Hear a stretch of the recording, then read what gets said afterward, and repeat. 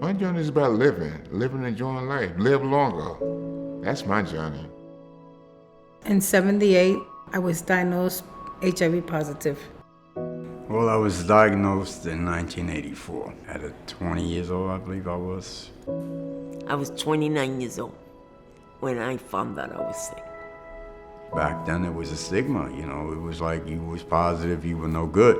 It was 1989, and I happened to take the test because I went to the Board of Health just to make sure, I was good. And they said, would you like to take an HIV test? I said, sure. I don't do drugs. I don't, have risky behavior. And it turned out positive. I had all these dreams and plans that suddenly became meaningless to me. My daughter's father, he infected me. He didn't tell me. I didn't know nothing about being HIV positive. I didn't know nothing about it. It was all new to me. I already had 3 small children at home at the time. And I think I was like 23. And I just knew it was a death sentence. I felt dirty. I felt ugly.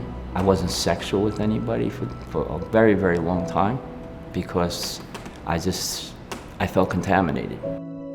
At one time I had wanted to kill myself because I said, well, what's the sense of me living life? I'm gonna die anyway, living with the virus. What I used to think was like, when it's my day, I didn't think that I was gonna be around till 2019.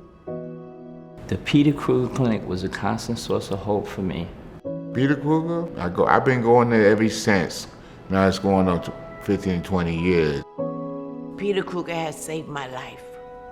They were like an oasis in the desert. You know what I mean? Like a glass of water to a man that's dying of thirst. No, I probably would be dead right now without the Peter Krueger Clinic. It's amazing what they did for me. Brought me back to life.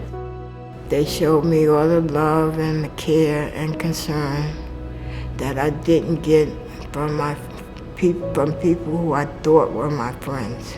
At that time, I didn't have no help, no support. I didn't know where to go to.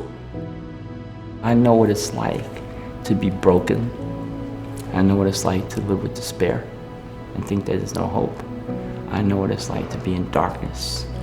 And I know what it's like to see light again and have people reach out at a time when there's like a window of opportunity in everybody's life. I believe there was in mine, where I saw some hope and somebody saw something in me and reached out and I made a connection.